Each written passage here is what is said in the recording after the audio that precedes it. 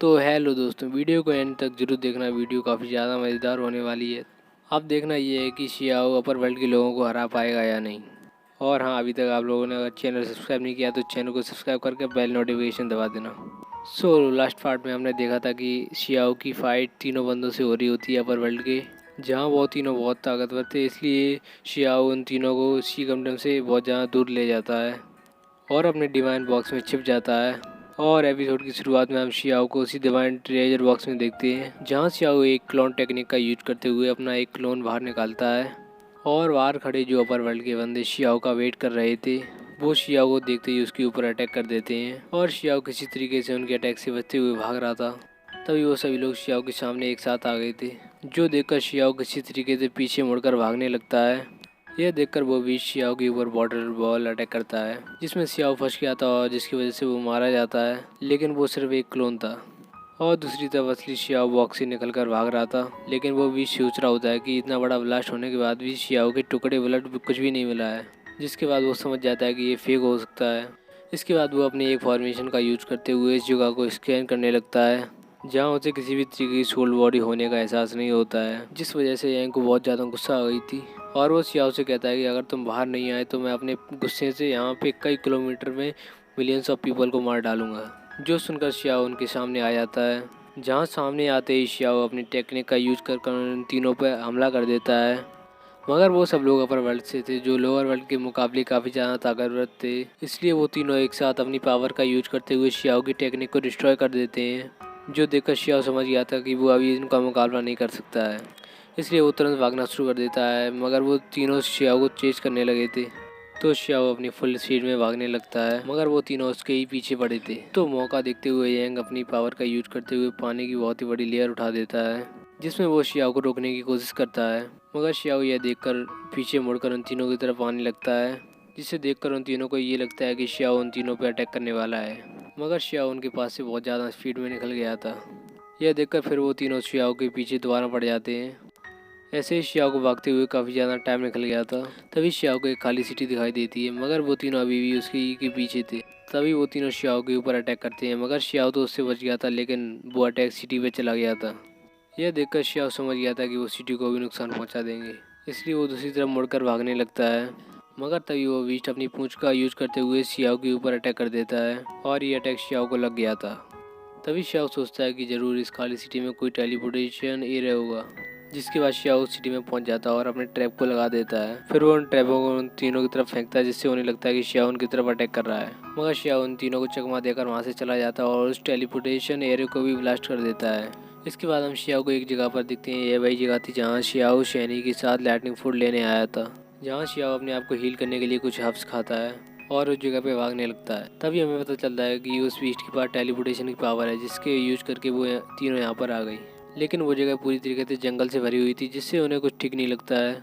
वो लोग आगे बढ़ ही रहे होते हैं कि तभी उनके सामने बहुत ही ज़्यादा हाई लेवल के बीस्ट आ जाते हैं, जो आपस में लड़ रहे होते हैं। और उनको देखकर वो तीनों काफ़ी ज़्यादा डर जाते हैं, क्योंकि उन्हें बताया गया था कि लोअर वर्ल्ड में कोई भी गॉड लेवल का बीस्ट नहीं है, तो ये हेवनली गॉड लेवल की बीस्ट वहाँ पर कैसे आ गई। तभी यंग बताता है कि ध्यान से देखो, ये सारी रियल बॉडी नहीं बल्कि स्पिरिट बॉडी है। और ये देखकर वो तीनों समझ गए थे कि ये जगह एक तरीके से इल्यूजन हो सकती है। इसलिए यंग अपने साथियों से थोड़ा केयरफुल होने के लिए कहता है, क्योंकि वहाँ पर बहुत सी पावरफुल बॉडीज हो सकती थी, जिससे वो लड़ना नहीं चाहते थे। तभी उन्हें सामने शियाओ भागते हुए दिखाई देता है और वो तीनों दोबारा से शियाओ को चेस करने लगते हैं। अब शियाओ उन तीनों को अपने पीछे उस जगह पर ले जाता है जहाँ पर स्केलेटन ने उसके ऊपर अटैक कर दिया था। इसके बाद शियाओ वहाँ पे रुक जाता है। इस पे यंग कहता है कि तुम्हारे यहाँ रुकने का क्या मतलब है। दरअसल जो वहाँ पे ट्रेजर था, उससे शियाओ उन तीनों पे अटैक करने वाला था। जिस पर शियाओ कहता है कि मैं तो यहाँ से गुजर रहा था, बाई चांस यहाँ पर रुक गया मैं। लेकिन उन बीस्ट को पहले से ही ट्रेजर का अंदाजा था, जिसपे वो कहता है कि बच्चे हम सब जानते हैं, तो झूठ क्यों बोले हो, हम जानते हैं ये ट्रेजर हम पर अटैक करने के लिए है। यह बोलकर बीस्ट शियाओ के ऊपर अटैक कर शियाओ को काफ़ी ज़्यादा जख्मी कर देता है। इस पर शियाओ कहता है कि अच्छा, तो तुम्हें इसके बारे में पता चली गया।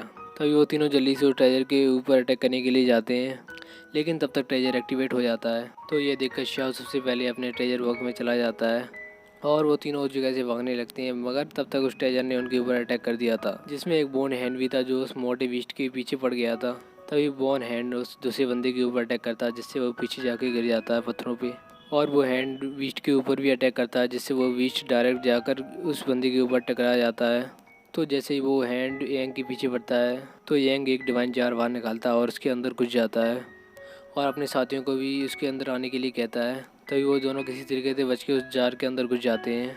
और दूसरी तरफ हम श्याओ को देखते हैं जो उस ट्रेजर बॉक्स में आ गया था, जहाँ पहले से यू जैन थी। और श्याओ अपने आप को हील करने लगता है और श्याओ खुद को हील करने लगता है। और ऐसे श्याओ को जख्मी हालत में देखकर यू चैन काफ़ी ज़्यादा हैरान होती है, जिस पर श्याओ कहता है कि मेरा एनिमी बहुत ही ज़्यादा ताकतवर है। जिस पर यू चैन भी कहती है कि लोअर वर्ल्ड में ऐसा कौन है जो तुम्हें इतनी बुरी तरीके से इंजर्ड कर सकता है। जिस पर श्याओ कहता है कि वो तीनों अपर वर्ल्ड की डिवाइन फायर रिल्म से आए हुए हैं। फिर सीन चेंज होता है और हम देखते हैं कि वो हैंड ट्रेजर जार के पीछे पड़ गया था, जिसके अंदर वो तीनों होते। अब वैंग अपनी पावर से उस जार को उड़ाकर उस बोन ट्रेजर से बचा रहा था, लेकिन वो बोन हैंड ट्रेजर जार को पकड़ लेता है, जिससे वो तीनों कुछ भी नहीं कर पा रहे होते हैं और यही सोच रहे होते हैं कि किसी तरह जार की आउटर वॉल ना टूटे। उनके दिन काफ़ी ज़्यादा ख़राब चल रहे थे, इसलिए बोन हैंड ट्रेजर उनके जार के टुकड़े टुकड़े कर देता है, जिससे वहाँ एक ब्लास्ट होता है और ज़बरदस्त पावर निकलती है और अब वो तीनों उससे इंजर्ड होकर बाहर गिरते हैं।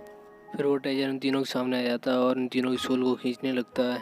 वो तीनों कुछ भी नहीं कर पा रहे होते हैं। फिर बोन ट्रेजर उन तीनों की सोल को खींच लेता है और इधर यू चैन भी शियाओ के बोन ट्रेजर से काफ़ी ज़्यादा इंप्रेस होती है। लेकिन इसके बाद शियाओ उस ट्रेजर बोन को कंट्रोल कर लेता है और फिर यू चैन को उस ट्रेजर बॉक्स में रहने के लिए कहता है और खुद बाहर चला जाता है। फिर हम देखते हैं शियाओ बाहर आने के बाद यांग के पास जाता है और यहाँ हम देखते हैं कि यांग अभी भी नहीं मरा होता है, लेकिन उसकी हालत काफ़ी ज़्यादा ख़राब होती है। यांग शियाओ से अचानक भीख मांगने लगता है और कहता है कि मुझे जिंदा छोड़ दो, मैं कभी भी लोअर वर्ल्ड में नहीं आऊँगा। लेकिन शियाओ कहता है कि तुमने ना जाने ब्लड सेक्रीफाइस के दौरान कितने लोगों को मार दिया है, अगर तुम्हें माफ़ी चाहिए तो जाओ उनके पास जाकर मांगो। इसके बाद शियाओ उन तीनों पर ज़बरदस्त अटैक कर देता है, जिससे वो तीनों जलकर मर जाते हैं। फिर शियाओ कहता है कि 3 तो गए, 4 और बचे हैं और अब शियाओ यांग की जार ट्रेजर को ले लेता है। फिर वो वहाँ से निकल जाता है और फिर अगले सीन में शियाओ एक प्लेस पे पहुँच जाता है जहाँ से रेडबर्ड और चैम के टुकड़े मिलते हैं, यानी कि उन दोनों को मार दिया गया था। जिस पर शियाओ काफ़ी ज़्यादा दुखी होता है, लेकिन तभी शियाओ के सामने एक लड़की आती है, जिस पर शियाओ उस लड़की से पूछता है कि बताओ यहाँ पर क्या हुआ था। जिस पर वो लड़की कहती है कि मैं तो यहाँ से गुजर रही थी, यहाँ जो भी हुआ था उससे मेरा कुछ लेना देना नहीं है, तुम चाहो तो मुझे मार सकते हो। लेकिन शियाओ जानता था कि जिसने असली में तबाही की है वो तो यहाँ से जा चुका है, इसलिए उस लड़की को सजा देने से कोई मतलब नहीं होगा, इसलिए वो लड़की को जाने के लिए कहता है। जिस पर वो लड़की कहती है क्या तुम सच में मुझे जाने दे रहे हो। जिसमें शियाओ कहता है कि हाँ जाओ और फ्यूचर में कभी भी मेरी दुश्मनों का साथ मत देना। जिस पे इस लड़की को काफ़ी ज़्यादा बुरा लगता है। फिर वो कहने लगती है कि सी किंगडम का रॉयल कैपिटल बिल्कुल सुरक्षित है। जब तुम उन तीनों गॉड को अपने पीछे ले गए थे तो मैंने सुना था कि किंग फेंग नाम के बंदे ने 2 एक्सपर्ट को खोज लिया था जो दुश्मनों से फाइट कर रहे थे और उन्होंने ही ऐसी हालत की है। और उनमें से एक सबसे स्ट्रॉन्गेस्ट बंदा इमॉर्टल हॉल से था और दूसरा कंडेंसिंग गोल्ड गेट से था। अब इसके बाद शियाओ वापस सी किंगडम आ जाता है, जहाँ वो सबसे पहले जिनके पास जाता है, जो दुखी होकर रेडबर्ड और चैम की बॉडी के पास बैठा होता है। और उसे देखकर शियाओ भी दुखी हो गया था और वो बस यही कहता है कि मैं कुछ भी नहीं कर पाया। और इसी के साथ में हमारा ये एपिसोड यहीं एंड हो जाता है और इस सीरीज़ का अगला एपिसोड हमारे चैनल पर अगले फ्राइडे को अपलोड हो जाएगा। तब तक के लिए हमारे चैनल को सब्सक्राइब कर दीजिए। Thank you for watching, keep supporting.